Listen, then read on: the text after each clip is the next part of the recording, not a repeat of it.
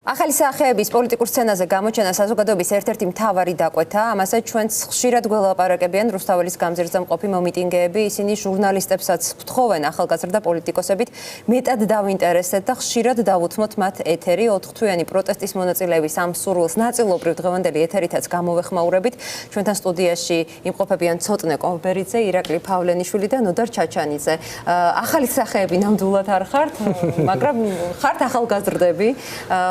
ჩვენი არ დავკონკრეტულად ასაკის გაზუსტება ჩვენი ძლიერი მხარე არ არის პოლიტიკოსებთან. გადაცემის პირველ ნაწილს გვინდა მაინც რომ გამოვეხმაუროთ, აღმოჩნდა რომ საერთაშორისო მას რესლინგის ფედერაცია, რომელიც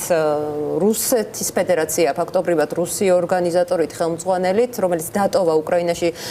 შეჭრის შემდეგ საქართველომაც, ევროპულმა ქვეყნებმაც, ახლა საქართველოში წყალტუბოში ატარებს ჩემპიონატს, რომელშიც არც საქართველოს ეროვნული ფედერაციაა ჩართული და მოკლედ ძალიან უცნაურ ვითარებასთან გვაქვს საქმე, მაგრამ ჩამოყავთ რუსეთის თანამდებობის პირი, რომელიც ღიად პუტინისტია, ღიად ამართლებს უკრაინაში შეჭრას. აი, რას ფიქრობთ ამაზე? განსაკუთრებით ის პოლიტიკოსები, რომლებსაც მეტი გაქვთ ინფორმაცია რუსეთის რბილი ძალის მეთოდებზე, ჰიბრიდული ომის ტექნოლოგიებზე, აი, მოდით ამ ნაწილს გამოვეხმაუროთ და შემდეგ უკვე ცხელი პოლიტიკური საკითხებით გავაგრძელოთ საუბარი. ნოდარ, ჩვენგან დავიწყოთ. საგამშვიდობის, მოგესალმებით თქვენს, მიესალმებით მაყურებელს. მნიშვნელოვანი თემაა ბუნებრივია, ისაც იყო თქვენი გადაცემის პირველ ნაწილში და სამწუხაროდ ჩვენთვის ჩვეულებრივობა უკვე დიდი ხანია, უკვე წლებია, მსგავსი რუსული ტიპის ინტერესების ასეთი მაქსიმალური გამოვლინებები, როგორც ხმელეთში, ასევე ზღვაში და ასევე ჰაერში, არ გვიკვირს არც რუსული გემები, არ გვიკვირს არც არაფერი სამწუხაროდ და ვხედავთ, რომ რუსული გავლენა იზრდება დღითიდღე ამ ქვეყანაში, საათობით იზრდება. ჩვენ ხედავთ რა ხდება ბათუმში, რომელიც პირდაპირ რუსულ ზონად აქციას, ასე ვთქვათ და რუსულ ავტონომიად აქცევენ თუ არა საბოლოოდ აჭარას და რას უპირებენ. მთლიანად საქართველოს ქვეყანაში რაც ხდება, ეს არის იმ მავნებლური და რუსული პოლიტიკის ბრალი, რასაც რის შედეგებსაც, რის ძალიან მძიმე შედეგებსაც უყურებთ უკვე ჩვენ ეს ყველაფერი. რეალურად არის შედეგები მწყლების, რაც ძალიან მძიმე იყო ქართული პოლიტიკისთვის, ძალიან მძიმე იყო ოჯახებისთვის, ძალიან მძიმე იყო ქვეყნისთვის და სახელმწიფოსთვის, ჩვენ ქართული სახელმწიფოსთვის. ამ ხალხმა გაანიავა ის ყველაფერი, რაც ჰქონდა დაგროვებული წლების განმავლობაში, არა მარტო ერთი და ორი ხელისუფლების დროს შესაძლოა ამ ქვეყანას და ჰქონდა დაგროვებული კაპიტალი დემოკრატიის, ან რა ვიცი, განვითარებადი დემოკრატიის მინიმუმ და ჰქონდა კონკრეტული განსაზღვრული საგარეო კურსი და ამის ცვლილება იყო ტრაგედია ჩვენთვის, როგორც სახელმწიფოსთვის და არის ტრაგედია და სამწუხაროდ ამის შედეგებს ხედავთ ახლა ჩვენ დედაქალაქშიდაც და არა მარტო დედაქალაქში, ყველგან, მათ შორის აქვს ჩემს მშობლიურ ქალაქშიდაც, რომელსაც აქტიურად ვადევნებ, არა მარტო ვადევნებ თვალს, არამედ ვარ ჩართული პროცესში, სადაც ასევე რუსი ოლიგარქების დაპირისპირების ველად გადაიქცა ჭიათურაც. ეხლა და ამ ყველაფერს უყურებთ კიდევ ერთხელ ჩვენ მაღაროელების ცხოვრებაზე აისახა პირდაპირ. რა თქმა უნდა, აისახა კონკრეტული ოჯახების, რაც ვახსენე, ათასობით ოჯახის ცხოვრებაზე, ყოველ მესამე სოციალურად დაუცველ ადამიანს, კონკრეტულ მუნიციპალიტეტში ამ შემთხვევაში მაგალითის სახით, ხო, ყოველი მესამე 33% არის სოციალურად დაუცველი, ოფიციალური სტატისტიკაა ეს. არაოფიციალურად კიდევ უფრო ბევრი ადამიანია ჭიათურაში, ვისაც იმაზე მეტად შეიძლება უჭირდეს, ვიდრე დღეს იმ ადამიანებს და იმ ოჯახებს, ვისაც სოციალური დახმარება დანიშნული სხვადასხვა მიზეზებით და გარემოებებით აქვთ. და ეს ყველაფერი იციან ძალიან კარგად ადამიანებმა, მიუხედავად იმისა, რომ მათი დიდი ნაწილი, საკმაოდ დიდი ნაწილი ქართულ ოცნებას აძლევს ხმას, ჭიათურაში ყოველთვის, მათ შორის რა ვიცი, ბევრ არჩევნებზე გამოჩნდა, რომ იყო საპროტესტო ტალღა და არსებობს ამის ტალღა რეგიონებში, თუ სწორად იმუშავებენ პოლიტიკოსები, პოლიტიკური პარტიები და ვცდილობთ ამას ბუნებრივია ჩვენი კოალიციაც, ვცდილობს ამას ყველა სხვადასხვა პარტია, პოლიტიკოსი ინდივიდუალურად თუ გუნდურად, ასე ვთქვათ. და მუშაობთ არა მხოლოდ გლობალურ პოლიტიკურ საკითხებზე, ისეთ როგორიცაა რუსიფიკაცია, ხო? საქართველოში რაც ვერაზოს ვერ გამოუვიდათ, ხო? ქართულმა სახელმწიფომ, ქართულმა ხალხმა გაუძელით ძალიან ბევრ ტალღას, რუსულ ტალღას, რომელიც მოსკოვიდან თუ პეტერბურგიდან სხვადასხვა დროს მოდიოდა და ჩვენ მე დარწმუნებული ვარ, რომ ამ საკმაოდ მძიმე რუსულ ტალღასაც გაუძლებთ. უნდა ვიყოთ პრინციპულები, ამ შემთხვევაში ამით ასე ვთქვათ დავასრულებ თქვენს კითხვაზე პასუხის გაცემას. ვფიქრობ, რომ არა მხოლოდ ქუჩაში, არა მხოლოდ რუსთაველის გამზირზე, არამედ პრინციპულები უნდა ვიყოთ აუცილებლად პოლიტიკაშიდაც, თანმიმდევრული, ასე ვთქვათ, ეს საჭიროა, გვიწევს ოლიგარქიასთან ასეთი ტიპის ბრძოლა, რას დავარქვევთ ამას დიქტატურას, ოლიგარქიას, ავტორიტარიზმს ვეძახდით ხო ცოტა ხნის წინ. ეს სხვა საკითხია, თუმცა დღეს ჩვენ გვჭირდება პრინციპულობა პირველ რიგში ალბათ პოლიტიკაშიც და არ მხოლოდ ქუჩაში, არ მხოლოდ შეიძლება ფიცი, ასე ვთქვათ, დავდეთ რუსთაველზე ან გმირთა მოედანზე, თუმცა პოლიტიკაში მნიშვნელოვანია სიტყვა, რასაც ვამბობთ და ის თანმიმდევრულობა, ის ნაბიჯები, რომელსაც ჩვენ ყველა სფეროში რუსეთი ცდის ჩვენს ნებისყოფას, მე ასე ვიტყოდი. ხო, აი არ ვიცით ზუსტად თარიღი, მაგრამ ხო აი ეს პუტინისტი, რუსეთის ფედერალური მთავრობის წევრი სენატორი ალექსანდრა აკიმოვი საქართველოში ჩამოვა იმ განცხადებების ფონზე, როცა ის ამართლებს უკრაინაში მშვიდობიანი მოქალაქეების ხოცვას, აი მამუკა ტუსკაძემ, ამ რაღაცა არაღიარებული ფედერაციის ხელმძღვანელმა დღეს სატელეფონო საუბარში გითხრა, რომ მე რა მეც ვიზიარებ მის მიდგომებს, ომია და დაიხოცება ხალხი უკრაინაში, მე რა მოხდაო. პოლიტიკურ კალენდარში თქვენთვის ადგილობრივი თვითმმართველობის არჩევნები არაფერს არ ნიშნავს, სამივე პოლიტიკოსი ასე ფიქრობთ? ჩვენ კოალიციას აქვს ამაზე კონკრეტული პასუხი და პრინციპში ყოველთვის ქონდა ყველა ასეთ მნიშვნელოვან შეკითხვაზე კონკრეტული პასუხი. ერთი რამ არის ძალიან ცხადი და მნიშვნელოვანი, ხო? ანუ ჩვენ ნებისმიერ შემთხვევაში უნდა მაქსიმალურ პოლიტიკური მიმართულებით უნდა ვიმუშაოთ იმაზე, რომ არ მოხდეს რაიმე სახით ლეგიტიმაცია ამ ხელისუფლების და მათ შორის საერთაშორისო აღიარება ვხედავთ ჩვენ, ხო? რა მდგომარეობა სოფლიოში როგორ რეჟიმებთან ცდილობს ოცნება ლეგიტიმაციის აწევას და ასე შემდეგ. თუმცა ერთი რამ არის აქ ძალიან პრინციპული ჩვენ კოალიცია რომელიც თქვით უარი პარლამენტში შესვლაზე ეს იყო ძალიან მნიშვნელოვანი რომელმაც თქვით უარი დაფინანსებაზე ანუ მე წეგანაც ვსაუბრობდი პრინციპულ პოზიციაზე და კიდევ ერთხელ ვიტყვი რომ ეს ჩემთვის ჩემს კოალიციაში იმ გუნდში რომელშიც მე ვარ ამას ვხედავ და ამ ყველაფერს ვაფასებ მე ცოტნეს ხო იმ საკითხებზე რას ფიქრობთ რაშიც ცოტნე ფიქრობთ რომ ბოდიში აქ მოსახდელი კოალიცია ამ ყველაფერზე სამ შემოვიდოდით ჩვენ ეს თქვა გავცვალეთ ერთად და მე როცა ვნახე აქციაზე 8 აპრილს საღამოს ცოტნე ვიხუმრეთ იმაზე რომ ალბათ ისევ ერთ კოალიციაში მოგვიწევს ან შეიძლება ხვალ ან შეიძლება ზეგ ყოფნა შეიძლება შესაძლოა სხვა მხრიდან სხვა ტიპის გუნდთან ერთად არ ვიცი მე გამხარდებოდა ზურასთან ერთად რომ ერთად ყოფილიყავით ყველანი ერთ კოალიციაში და ნახოთ როგორ იქნება როგორც საჭირო იქნება ხო ჩვენ კვლევები გქონდა ჩვენ მოემზადეთ იმ ყველაფრისთვის რომ 2024 წლის არჩევნებზე ქართულ ოცნებას არ ქონდათ შანსი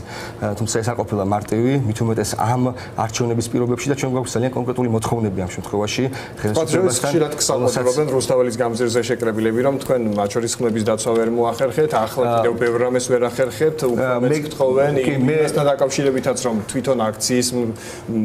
მსვლელობაში მეტი ჩართულობაა საჭირო ლიდერების მხრიდან მათ ყველა უფრო მეც თქოთ თავს ცოტა საწმუნებული ვარ რომ ცოტა სიმიზანის ის არის არა მე ვფიქრობ რომ ერთ-ერთი რა ვიცი ჩვენ რომ ნახოთ ეხლა რა ვიცი ფოტოები შესაძლოა პოლიტიკოსებს არ უგემენ გარკვეული ფოტოგრაფები უფრო ერიდებიან ფოტოების გადაღებას ან გარკვეული ჯგუფები თუმცა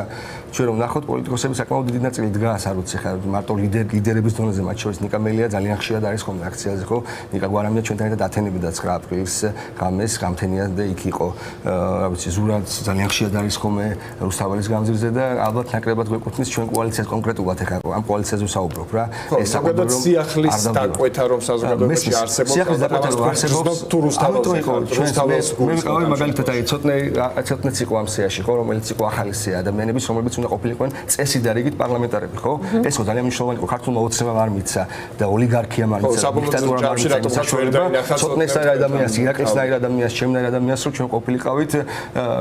მაშინ წარმომადგენლობით ორგანოში საკანონმდებლო უმაღლეს ორგანოში ხო ეს ძალიან მნიშვნელოვანი ცვლილება იქნებოდა სიახლის მხრივ და ვინ გადადგა ეს ნაბიჯები თუ არა ამ კოალიციამ ვინ ამბობს ისე ნათლად მაგ კითხვებზე პასუხს რას თქვენ გაქვთ თავარი კითხვები რას თქვენ დასვით ეს არის ხო რა პოზიცია უნდა კონდეს ამ მომენტში ამაზე ჩვენ გვაქვს პასუხი ალბათ ცოტნე არ დატოვდა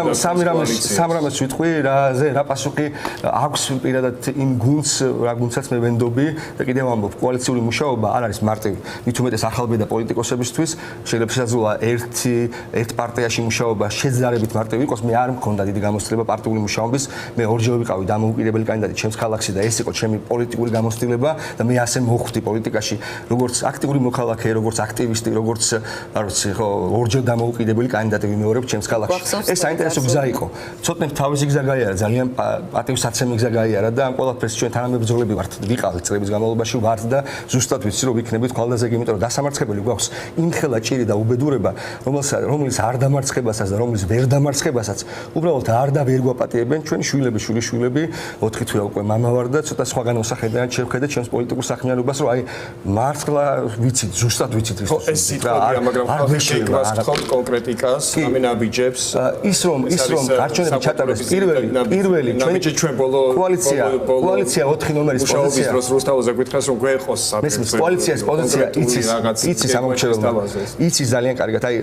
გურამ მე მინდა ერთი რამ თქვა, იცის ძალიან კარგად ჩვენმა ამომრჩეველმა, მით უმეტეს ჩვენმა ამომრჩეველმა და ჩვენი ამომრჩეველი ძალიან ბევრი დგას უსტაბელზე, ყოველთვის იდგა 4 ნომრის ამომრჩეველი ძალიან ბევრი და მათთან პასუხები ჩვენ ვცდილობთ რომ ყველანაირ ფორმატში მათ გავცეთ. შესაძლოა ეს დღეს ცოტა უფრო რთულია სხვადასხვა მიზეზების გამო, მაგრამ ჩვენ აი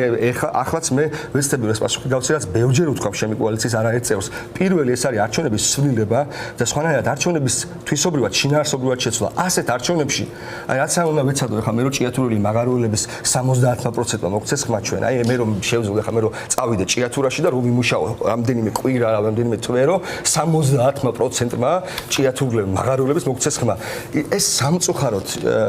აზრი არ ექნება. ასეთი ტიპის არჩევნებში ჩვენ გვჭირდება CSGO ნორმალური, რომელიც ნორმალურად დათulis და ის რა ტიპის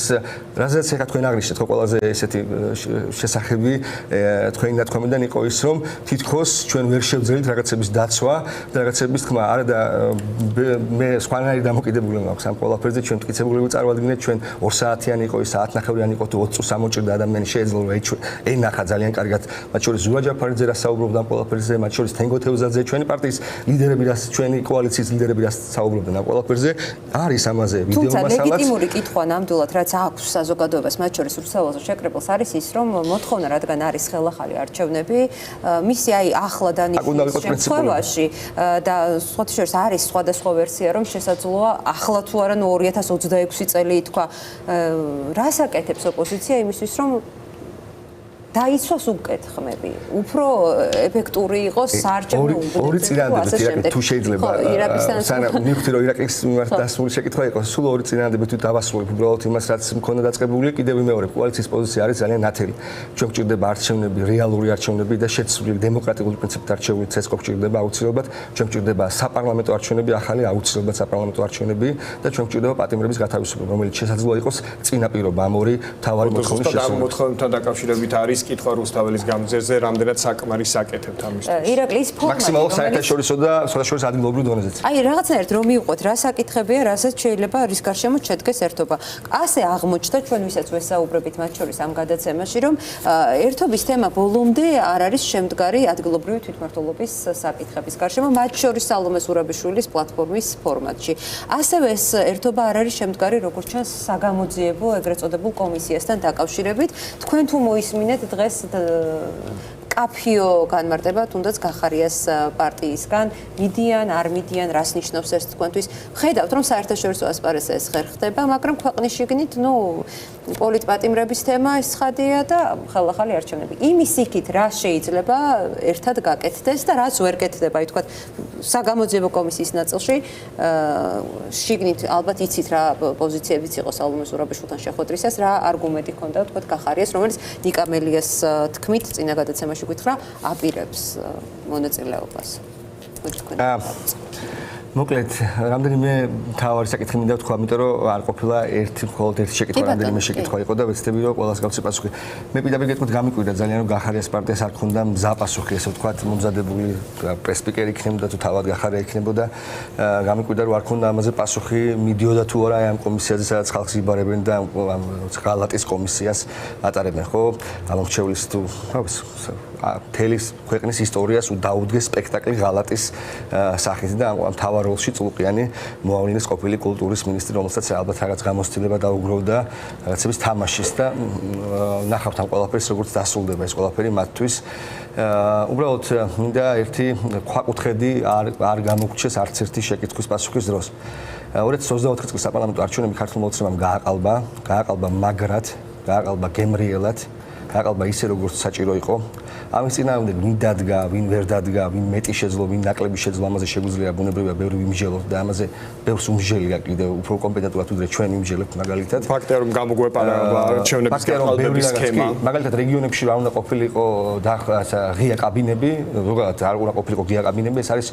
ეს იყო ჩემი ძალიან ესე ვთქვათ მკვეთრი დამოკიდებულება. მაშინ აქტივისტი ვიყავ, პოლიტიკოსი არ ვიყავ, როცა ეს ამ ცვლილებებზე იყო საუბარი, თუმცა სამწუხაროდ რაღაცები არ გამოვიდა ისე როგორც იყო საჭირო. და რა თქმა უნდა თავის თავის საცეცები ქართულ ოცნებას, რუსულ რეჟიმს, მოსკოვის ინტერესებს აქვს ბევრგან და უნდა ვუყუროთ ამ ყველაფერს, რომ სწორი ჩვენ რო ეხლა ბოდიშით რა ამ გამოთქმაზე რომ ქაქში ვართ ეხლა ქართული პოლიტიკა სამწუხაროდ ხო დღეს ოპოზიციაც მათ შორის და მთავარ ხელისუფლებაზე აღარაფერს აღარ ვლაპარაკობს საერთოდ ხო რასაკეთებენ ხო ეს ცხადია როგორ მხედავთ ამას შევხედავთ ეხლა მარჯვნიდან შევხედავთ ამას თუ მარცხნიდან შევხედავთ თუ ცენტრიდან შევხედავთ როგორი ქაქია ეს ქაქია სამწუხაროდ რა უფრო სკინტლი შეიძლება სკინტლის ხო როგორც არის რა მე რა თქმა უნდა ცოტნესაც რა თქმა უნდა ყველა პოლიტიკოს ვინც ამ ყველაფერში რაც ეგან ვახსენე აქ ბრძოლას გადაწყვეტს ნებისმიერი ფორმით თავია შეარჩიოს თავისი ადგილი ხო მივესალმები და ზუსტად ვიცი ცოტნე ირაკლი ძალიან ბევრმა კიდევ ხო იციან რატომ არიან და რისთვის არიან ქართულ პოლიტიკაში და მეც ბუნებრივია ზუსტად ვიცი რატომ ვარ და რას ვაკეთებ ეხლა შემთხვევით არ არის ის საერთაშორისო არაღიარება რაც გვაქვს ჩვენ ეს არ არის შემთხვევით საქართველოს თანამდებობაში და ამაზე სანქციები დაგვეწია კი რა თქმა უნდა ბრიტანული სანქციები არც ერთი სანქცია არ ყოფილა შემთხვევითი ამაზე მართლა კონკრეტული ადამიანები მათ შორის ჩვენი კოალიციიდან დარწმუნებულია სხვა პარტიებიდან მუშაობენ შეიძლება 24 საათიანი რეჟიმით არა მაგრამ ახლოს არიან რაღაც მსგავს რეჟიმებთან ამიტომ ჩვენ შეხვედრები ქონდათ ბრიტანეთში რა თქმა უნდა ჩვენი კოალიციის ლიდერებს და ეს უჩაში პროტესტის გარეშე ეს არ იქნება კი ამაზე ვთანხმდებით და ეს მინდა ზუსტად ამით დავასრულებ მე ირაკლს ვეთანხმები ამ პროცესში აბსოლუტურად ხუჩის პროტესტი რუსთაველის პროტესტი არის ძალიან მნიშვნელოვანი შესაძლოა ყველაზე მნიშვნელოვანი ქვეყნის შიგნით მით უმეტეს თუმცა ჩვენ გვინდა რა ორი რაღაც დაემთხეს ჩვენ არ დაგვავიწყდეს რომ კიდევ ამ პოლიტიკურად ეს არის მოტანილი შედეგი არაღიარება გაკალბებული არჩევნების და დამტკიცებულად და ისე როგორც არასდროს რო თქვა ყველამ და ყველაფერმა რომ ეს არჩევნები ისე როგორც არასდროს გაყალბდა და მე ეს ვნახე მე რეგიონებში ძალიან ბევრს დავდიოდი და სხვა შორის ბოლო დღეებში ცოტა მეცინებოდა ხოლმე ჩემს ნათქვამ დინამიკისში სიტყვებზე რომ ბიძინა რუსი უნდა წავიდეს აი ამას ვიძახდი ეს იყო ბიძინა რუსს ვეძახი მე ამ კაცს და ასე მგონია რომ დარჩება სახელმძღვანელოებში და ასე მგონია რომ ხოცებიც მათ შორის თავის შვილებს და შვილიშვილებს ასწავლიან რა გაუკეთა ბიძინა რუსმა და არ ყოფილა არ იქნება ეს პირველი რუსი საქართველოს ისტორიაში ყოლი ასეთები. რა გაუკეთა საქართველოს ამ დროს ზუსტად მაშინ როცა ყველაზე მეტად გვჭირდებოდა რომ გაგვერღვია ეს საერთაშორისო ფანჯარა და მაშინ როცა ყველა სხვანაირად ხვდებოდნენ და რა ისე როგორც თუნდაც უხასაბა ორბელიანს საუკუნეების წინ და ძალიან მძიმე რო იყო ეს ვიცით ადამიანებმა ვინც თუნდაც ცოტა გვისწავლია საქართველოს ისტორია მაგალითად ხო ამ ყველაფერს ჭირდება და პოლიტიკოსებს და პოლიტიკას ჭირდება და მათ შორის მოქალაქეებს ვინც რუსთაველზე დგას და ძალიან ბევრს აქვს გააზრებული ეს ამაში მე დარწმუნებული ვარ მე ვიცი თქვენი რესპონდენტები მე ხშირად ვუყურებ თქვენს გადაცემას და ვუსმენ იმ ხალხის აზრს და არა მხოლოდ თქვენ გადაცემაში მე ზუსტად ვიცი წელიწად ნახევრის განმავლობაში არ გავჩერებული ვარ 45 მუნიციპალიტეტში დავდიოდი მე როგორც აქტივისტიც ისე ვიყავი ჩასული რეგიონებში როგორც ჟურნალისტიც ჩავდიოდი და როგორც პოლიტიკოსიც ისე დავდივარ და რეგიონებში გამეღიმებოდა ორღობეში რომ ეძახთი ხალხს რომ ბიძინა რუსი უნდა გაუშვათ ხო იმიტომ რომ ბიძინა რუსს ასეთი არჩევნებით ვერ გაუშვებთ და ამაზე თუ ვერ შევთანხმდით ჩვენ ქუჩა პოლიტიკა და ყველა თუ არ თქვით რომ ამ არჩევნებში ბიძინას ვერ დაამარცხებთ მაშინ ძალიან რთული იქნება მე ცოტნეს ვარიანტებიდან ის ორი ვარიანტი თქვა მან ძირითადად ხო და მეორე ვარიანტს უფრო მივემხრობოდი ესე ვთქვათ ხო ეს უნდა იყოს და ქუჩამ უნდა მიაღწიოს და საერთოდ აი ამ ორი მომენტის დამთხევა საერთაშორისო და ქვეყნის შიგნით პროცესის ხო ქუჩის აი ამ ორმა ფაქტორმა ერთად ამ ყველაზე მნიშვნელოვანი და მძიმე ფაქტორმა უნდა მიაღწიოს შედეგად იმას რომ ჩვენ მივიღოთ ისეთი არჩევნები ბიძინა რუსისგან როგორი არჩევნების თვითონ არასდროს არ მოგვიტანს ამას თვითონ არასდროს არ გვაღირსებს არ დაგვიწერს არ ჩაატარებინებს არავინ იმიტომ რომ მას ბიძინა რუსს არ აქვს უფლება მოსკოვიდან რომ ჩაატაროს ქართული ხალხისთვის ის არჩევნები რა შემთხვევაშიც მაგალითად ჩვენ სამივე თუნდაც ვიქნებოდით ახლა დეპუტატის რანგში და ვისაუბრებდით აბსოლუტურად სხვა პრობლემებზე მე სიამოვნებით ვისაუბრებდი რეგიონის და იგივე თუმცა სხვა პრობლემები და გამოწვევები ჩინაში ხდება საერთოდ გაუქმება კოლექტიურ ნაცებს და ამაში მოგიაზრებენ ყველას მე აი ამას აქშიდა ცოტნეს რომ არა ჩვენი პოტენციალს ჩვენ აწყლებს კარგავთ იმაში რომ ვებრძვით რუსულ რეჟიმს და ვერ ვიბრძვით ჩვენი ქალაქები ჩვენი ქვეყნის რეალური განვითარებისთვის რაც ზუსტად ვიცი რა ფიქრი აქვს ძალიან ბევრი თითოეულ ადამიანს ეს არის ტრაგედია ამ ქვეყნის და ჩვენმა თაობამ უნდა გასცეს ჩვენმა თაობამ ჩვენ ახლობით ერთი თაობა ვართ უნდა გასცეს პასუხი რუს ოლიგარქს საბჭოთა მემკვიდრეს მართლა სამართალ მემკვიდრეც არის ეს კაცი და პოლიტიკური მემკვიდრეც არის და ყველანაირად საბჭოთა კაცია ამას უნდა გავცეთ პასუხი და ამის შესაბამისი ბრძოლა და ველი უნდა შეიქმნას და ამიტომ მithov ჩვენი კოალიცია იმას რასაც იცავს